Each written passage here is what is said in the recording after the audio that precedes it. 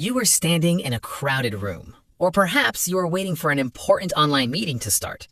Someone turns directly to you, looks you in the eye, and asks a perfectly normal, simple question in English. Suddenly, your heart rate spikes, your palms start sweating, your stomach turns upside down, and even though you know the exact words in your head, your throat completely locks up. You say nothing, or you stumble through a broken sentence. Most students believe they freeze because their English level is too low. But today, we are going to prove to you that your issue is not your grammar. It is your relationship with fear. It is completely heartbreaking to see brilliant, intelligent people look unconfident simply because they're terrified of making a tiny pronunciation mistake. Today, we are tearing down that wall of fear. We are breaking down why your brain locks up, and we're giving you easy conversational safety phrases that native speakers use when they are nervous. Stay tuned, because this episode will change how you speak forever. Welcome back to English TalkHub, your safe space for mastering natural, everyday English communication. If you are tired of feeling like a prisoner to your own speaking anxiety, you are in the exact right place. We are going to look at real-life scenarios and practice together. We are going to teach you how to shift your mindset from trying to look perfect to simply trying to connect. If you want to join our global community of confident language learners, make sure to hit that subscribe button right now. Consistent exposure to our weekly podcast is the absolute fastest way to normalize the rhythm of natural English. Absolutely, David. Let's jump right into the core psychological traps that cause this paralyzing speaking fear. Emma, let's be completely transparent here. Even as native speakers, we sometimes experience social anxiety or feel judged when speaking in front of new groups of people. Oh, absolutely. But for an English learner, that anxiety is multiplied by 100. They carry this invisible textbook in their mind, and every time they want to speak, they feel like a strict school teacher is standing over their shoulder ready to give them a failing grade. Exactly. They're trying to build a perfect sentence with perfect grammar, perfect vocabulary, and a perfect accent all in less than half a second. It is literally impossible for the human brain to process that much pressure. I remember talking to a student from our English TalkHub community last week. She told me she refused to order food at a local cafe because she was terrified she would use the wrong preposition and the cashier would laugh at her. That is so fascinating because in reality, cashiers do not care about prepositions at all. They just want to know if you want hot coffee or cold coffee. Exactly. Native speakers are looking for communication, not a grammar test. When you realize that the person listening to you only cares about understanding your main idea, the heavy weight of performance anxiety completely disappears. But when you try to speak fast to sound fluent, you end up tripping over your own tongue. Slowing down your speech is actually the ultimate sign of absolute confidence. Once you accept that making mistakes is a natural part of the language acquisition journey, your mind will finally stop locking up during spontaneous interactions. Let's check in with the person watching this video right now. Think back to the very last time you avoided answering a question in English because of fear. How did that make you feel inside? Did you feel frustrated? Did you feel regret? Drop a comment below if you are ready to break that cycle today. We are right here with you.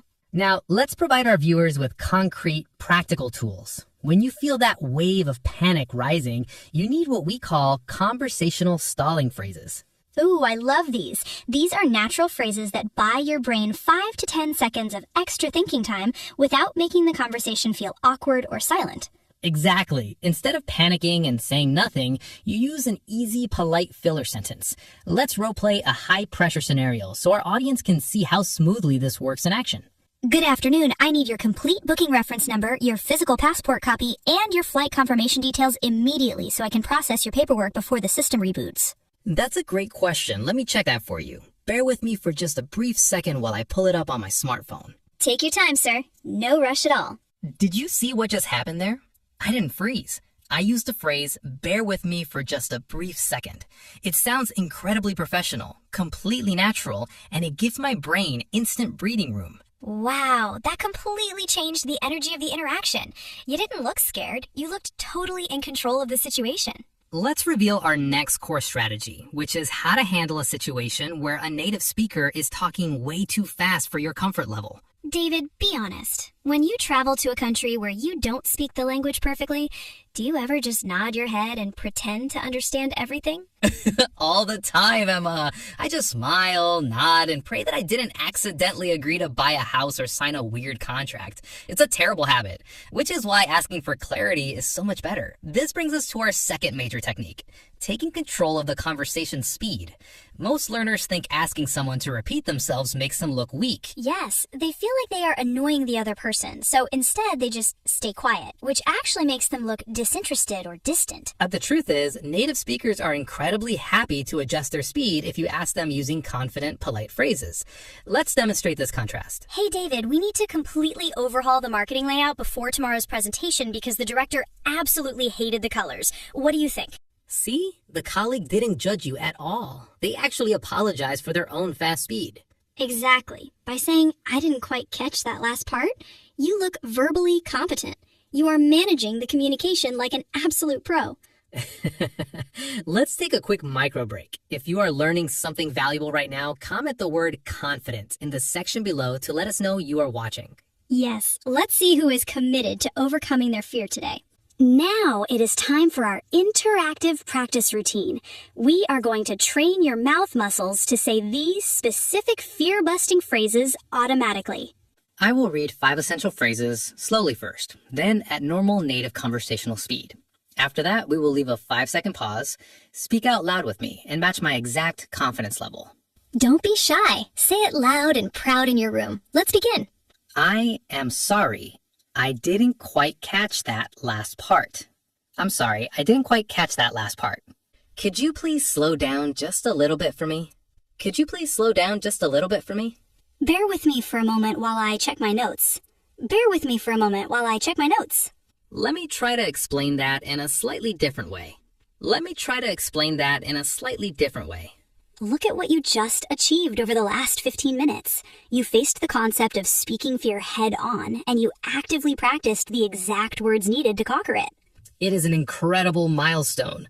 Remember, fluency is not about knowing every single word in the dictionary. Fluency is having the courage to speak up using the words you already possess. Every single time you open your mouth despite feeling nervous, your fear loses its power over your potential. You are building a freer, more open life for yourself. We want to hear from you directly. What is the #1 situation that makes you feel scared to speak English? Is it talking at work, ordering food, or meeting new people? Drop your personal story in the comments below. David and I reply to as many as we possibly can every single week. Keep showing up for yourself, keep practicing out loud, and we will see you next week on English TalkHub. Keep your chin up and stay confident.